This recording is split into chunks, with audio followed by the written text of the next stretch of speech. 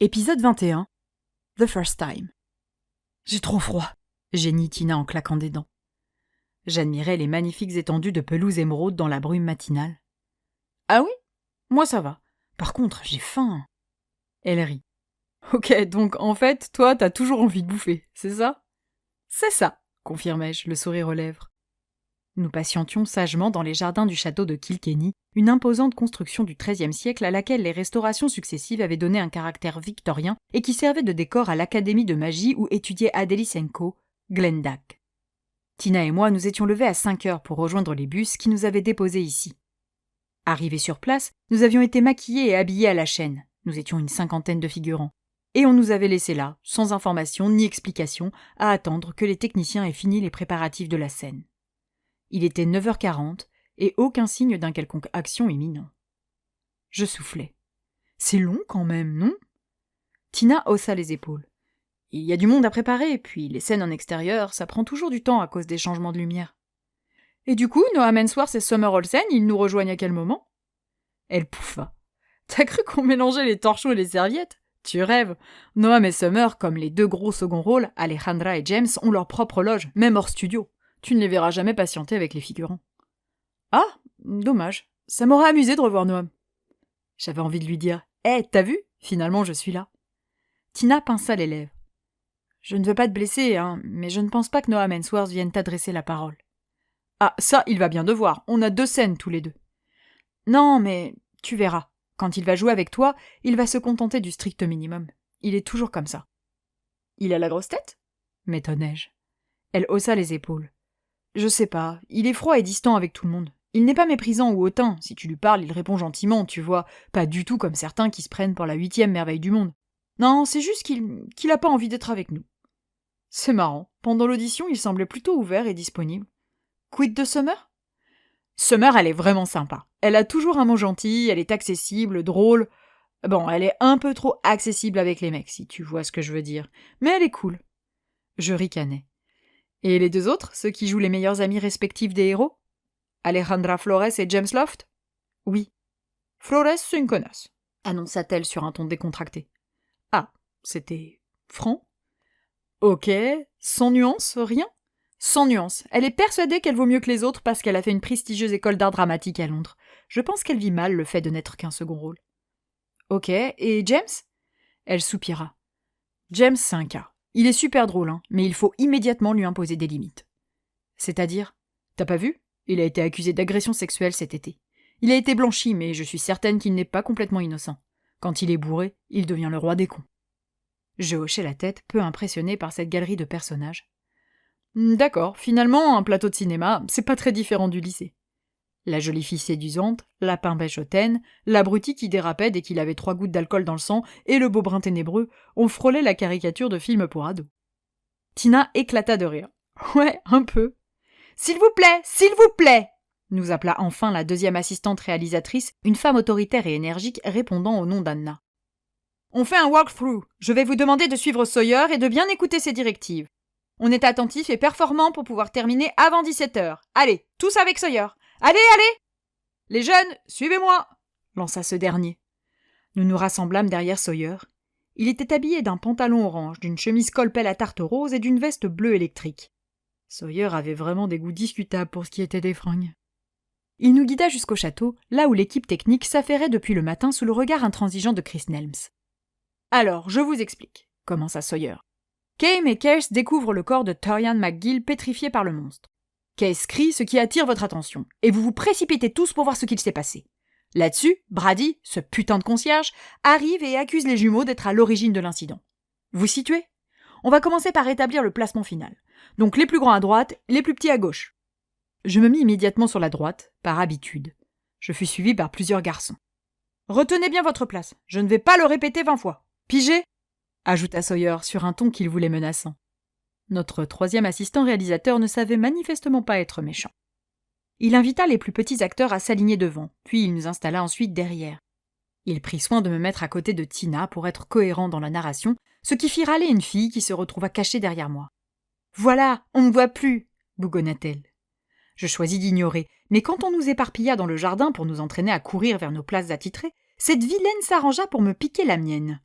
Un bon coup de coude plus tard, j'avais réglé le problème. Ouais, en fait, les tournages, c'était exactement comme le lycée. C'est parfait, conclut Sawyer après nous avoir fait galoper 2 fois. Vous me refaites la même chose quand Chris sera là. Maintenant, rappelez-vous, vous voyez un camarade de classe, un ami peut-être, un type sympa qui joue dans l'équipe de Pelhela de votre maison et qui se retrouve allongé par terre dans un sale état. Bon, d'accord, en réalité c'est Brian sous le maquillage et on est d'accord que personne ne peut le blairer sur ce plateau. Mais vous êtes des acteurs, vous pouvez gérer ça, non ?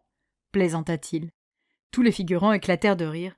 Ne connaissant pas le fameux Brian, je me contentais de sourire poliment. Vous ne savez pas s'il est mort ou juste gravement blessé, continua Sawyer. Vous êtes surpris, et en même temps vous avez peur du monstre qui a fait ça, de la rumeur qui circule dans les couloirs de l'académie. Surprise, puis peur. Ok ? Vous pouvez me donner ça ? Allez, montrez-moi. Kay Mekes arrive, elle crie, vous courez, et... Go ! Nous nous mîmes à pousser des exclamations horrifiées avec un sérieux dont je ne me pensais pas capable, mais l'ambiance n'était pas vraiment à la rigolade. Nous avions froid, nous attendions depuis longtemps, certains avaient faim, bref, nous voulions tous faire rapidement au mieux. Sawyer sembla satisfait par notre prestation. « C'est très bien les jeunes, c'est bloqué, vous refaites exactement ça.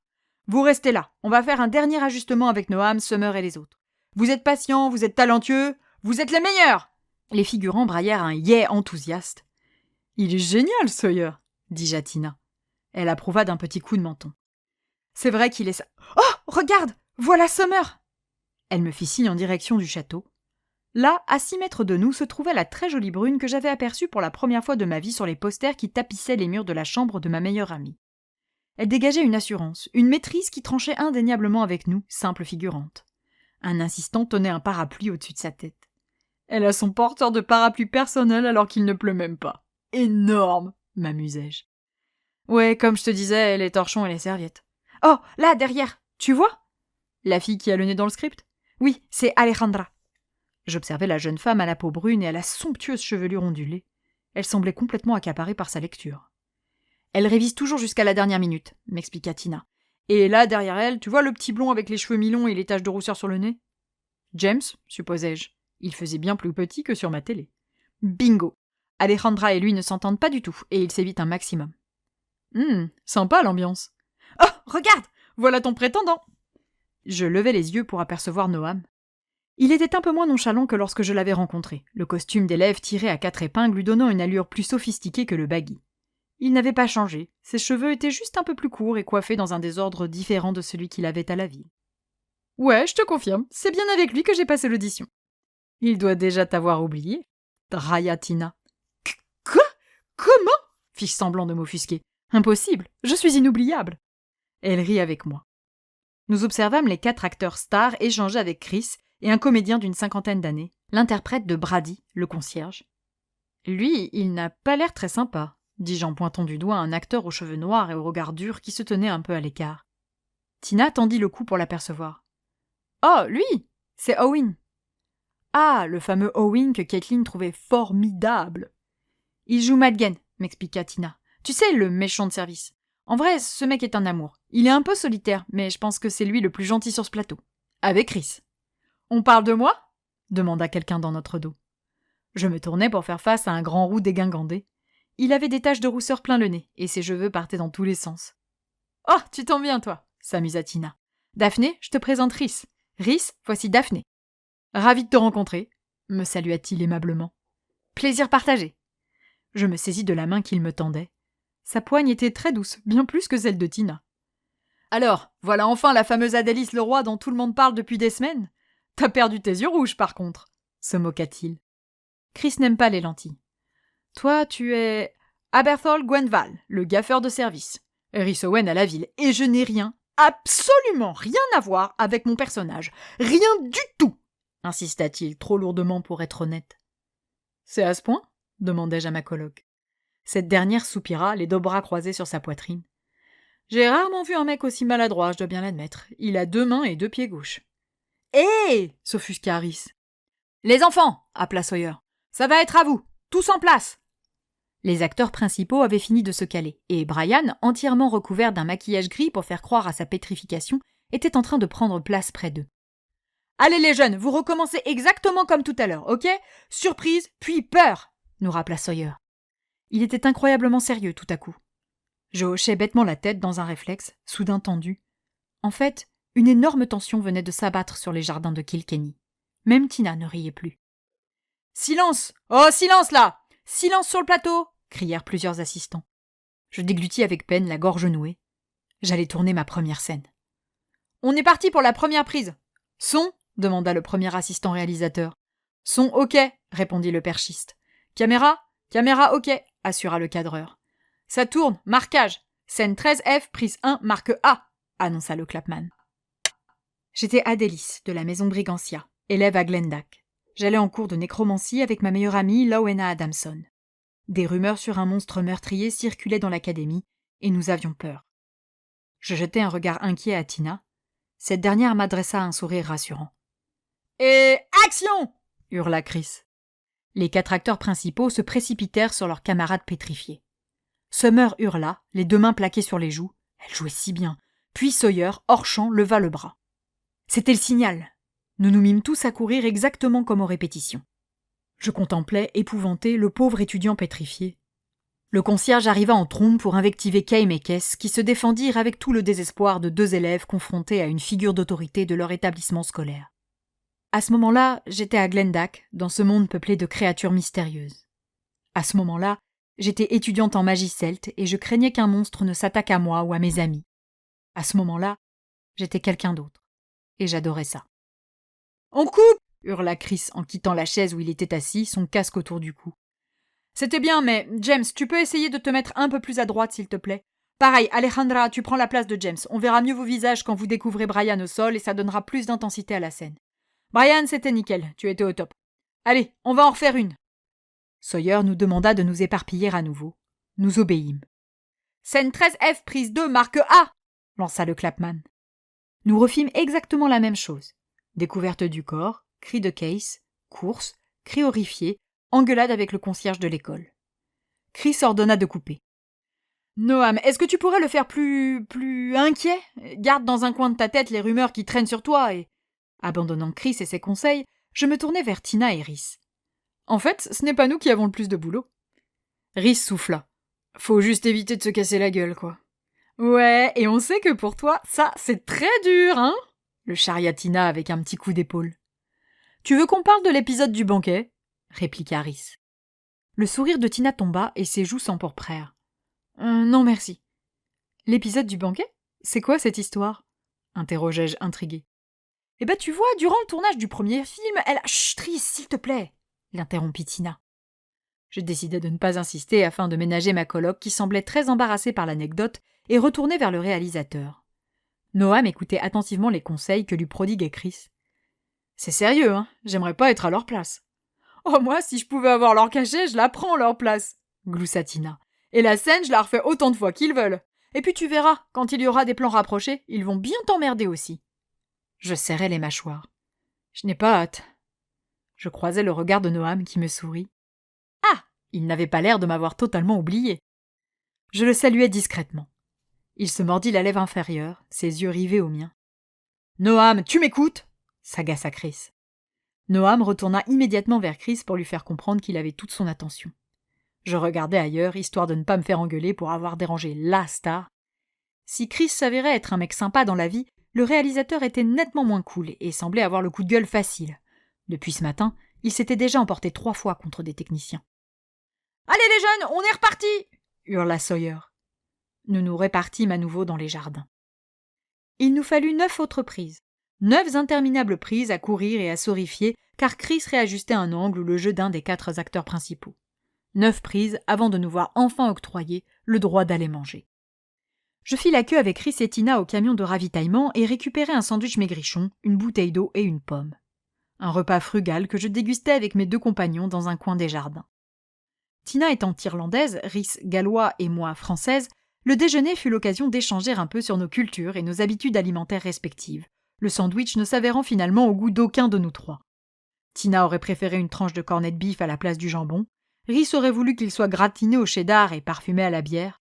Quant à moi, j'aurais apprécié qu'il y ait au moins une 2e tranche de fromage. Au moins. Il était 14h quand on nous demanda de repasser au maquillage. Je montai donc dans le camion pour retrouver Samantha, qui avait beaucoup insisté pour être en charge d'Adélis aujourd'hui. Salut Daphné, me salua-t-elle, occupée à ranger du matériel. Tu peux t'asseoir là. Elle me désigna un des sièges disposés devant le miroir qui faisait toute la longueur du véhicule. Je m'assis, ravie de pouvoir souffler un peu. Ça alors s'étonna une voix dans mon dos. Je me tournai vers la personne qui venait d'entrer dans le camion et que je ne pouvais pas encore apercevoir dans le miroir. Summer Olsen, en chair et en os. Je lui souris. Bonjour. Elle vint s'asseoir juste à côté de moi. Salut, répondit-elle sur un ton enjoué. Daphné, c'est bien ça? J'écarquillai les yeux sous l'effet de la surprise. Je ne m'attendais pas à ce qu'elle connaisse déjà mon prénom. Oui, c'est ça, mais comment as-tu su? Samantha s'approcha pour s'occuper de moi. Je m'assis correctement et arrêtai de bouger. Summer afficha un sourire espiègle. Noam nous a parlé de toi. Ah, fis-je, agréablement surprise. L'idée qu'il se souvienne de moi me plaisait bien. Summer rit joliment. Oh oui, j'avais hâte de faire ta connaissance. Quelqu'un capable de faire sortir Noam de son indifférence. Quel exploit! Il nous a expliqué que tu étais sa parfaite Adélice. Je rougis comme une gamine. Sacré compliment. Eh bien, c'est très gentil. Tu le remercieras pour moi. Oh, tu auras bien l'occasion de le lui dire toi-même. En tout cas, je suis super contente de te rencontrer. Tu viens de France, c'est cela? Oui, de Bretagne. Samantha me balayait le visage avec un gros pinceau. Je fermai les yeux pour l'aider. Bretagne, prononça Summer, non sans difficulté. Je ne connais pas. J'aimerais beaucoup aller à Paris. J'y suis allée une fois quand j'étais petite, avant le divorce de mes parents, mais je ne m'en souviens pas bien. J'étais trop jeune. Je ne suis pas de Paris. Je suis de Bretagne, d'un village pas loin de Brest, insistai-je. Pas question de passer pour une parigote. Ah, mais c'est loin de Paris? Je souris discrètement en rouvrant les yeux. Plutôt, oui. Dommage, moi qui comptais sur toi pour me faire visiter. Ah, ça va être compliqué, en effet. Voilà, c'est bon, tu peux y retourner, m'annonça Samantha. Merci, dis-je en retirant les serviettes en papier qu'elle avait pris soin de glisser autour de mon col pour éviter de salir mon chemisier blanc. Je me levai. Hé, Daphné, appela Summer sans bouger d'un pouce, Sam commençant à s'intéresser à elle. Ce soir, on sort dîner en ville avec Alejandra et James. Tu veux te joindre à nous? On pourra faire un peu connaissance comme ça. Avec 6 films de prévus, on en a pour un moment à se supporter. Autant sympathiser tout de suite. Ah, oui, c'est vrai. Pourquoi pas? On doit se retrouver au McGetty's pour 18h30. Ça t'irait? Le McGetty's? Je ne sais pas du tout où c'est, mais je vais me débrouiller. Attends, je vais te passer mon numéro de téléphone, ce sera plus simple. Oh, parfait. Je dégainai mon portable et troquai mes coordonnées contre les siennes. On se dit à ce soir alors? Ça marche, à ce soir, saluai-je avant de sortir du camion, ravi. Je rejoignis le tas de figurants qui patientaient un peu plus loin sur la pelouse dans l'attente des ordres de Sawyer. J'échangeai poliment des banalités avec quelques-uns. Il fait froid, hein? Tu viens d'où? Tu loges où? Puis je retrouvai Rhys et Tina pour la 2e session de shoot de la journée. Il s'agissait de la même scène, mais cette fois, c'était à nous que la caméra s'intéressait. Nous fûmes plutôt performants, puisque après seulement 5 prises, Chris nous annonça qu'il avait ce qu'il fallait et qu'il nous libérait. Je n'eus pas l'occasion de recroiser le regard de Noam, et vu l'attitude détestable qu'il avait eue tout l'après-midi, je m'arrangerai pour l'éviter dorénavant.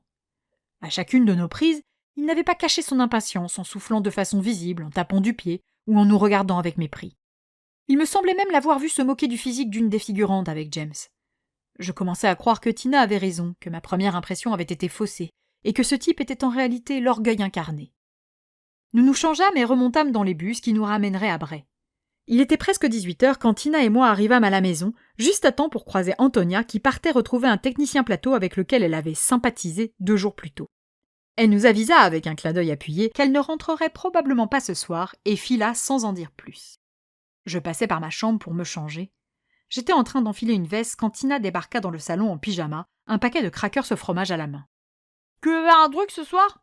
demanda-t-elle la bouche pleine. « Mon copain a un match, du coup je suis disponible si tu veux. » Summer m'a invité à venir manger avec elle, James et Alejandra, annonçai-je les yeux rivés à mon portable. J'avais repéré le McGetty's sur Internet, un pub irlandais situé à une 20aine de minutes d'ici. Tina manqua s'étouffer avec ses biscuits, postillonnant tout un tas de miettes. « Tu sors avec Summer et les autres ?» parvint-elle à demander entre 2 quintes de tout. Ouais, répondis-je, surprise par sa réaction. On s'est croisés au maquillage cet après-midi et elle m'a proposé de dîner avec eux. La saga va durer un moment et il est préférable qu'on apprenne rapidement à se connaître. Oh la chance! Gémit-elle envieuse. Tu veux venir avec moi? Elle rit nerveusement. T'es folle! Moi on m'a pas invité, je te signale. Je haussai les épaules en attrapant mon manteau. On s'en fout, au pire, si ça dérange, on leur dit bonjour et on se met de notre côté. T'es sûre? Bien sûr, viens. Elle jeta son paquet de crackers sur la table du salon. J'arrive, je m'habille, j'en ai pour 2 minutes. Promis, je fais vite. Merci Daphné, merci. Je ris en la regardant trébucher sur la première marche de l'escalier, dans la précipitation. Je repris mon téléphone portable pour envoyer un nouveau message à Yue. De Daphné. Je te contacte demain sans faute, ok? On parlera 2 heures si tu veux. J'attendis 1 minute la réponse, mais rien. J'avais profité du voyage en bus un peu plus tôt pour lui envoyer un message où je l'avertissais que, convié à un dîner avec les membres du casting, je ne serais pas en mesure de l'appeler pour lui faire un rapport détaillé de ma journée. Je n'avais eu aucun retour, rien, pas une réaction. Je soupirais en glissant mon portable dans la poche de mon manteau. De toute évidence, elle n'avait pas très bien pris la nouvelle.